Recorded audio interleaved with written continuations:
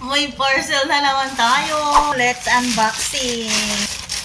Isa, dalawa, tapos wala na. Dalawang Christmas light na 12 meters. Naka-solar na siya, guys. Kaya binili ko to kasi para may kailaw-ilaw naman yung ating bahay. Uy, magki-Christmas na. Maya, December na.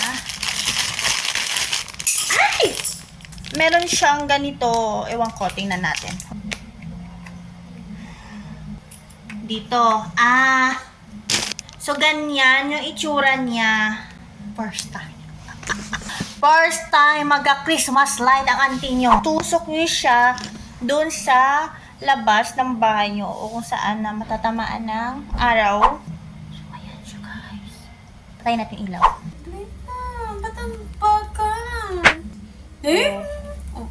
First time mag-Christmas light eh.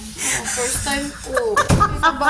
Yung steady lang siya. Ba't saka Walang blue. pinawala? Sige. O, ganyan siya. Isa pang mode. Steady lang. Steady lang siya. Lo. I-try natin ilublob sa tubig. Sabi nila waterproof daw to.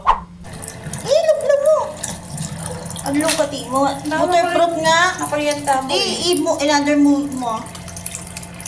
Oh, Steady. steady siya. Oh, another mode.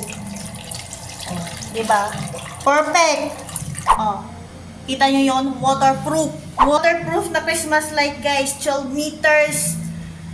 Bongga na. Hindi na magasto sa kuryente dahil Solar. or solar.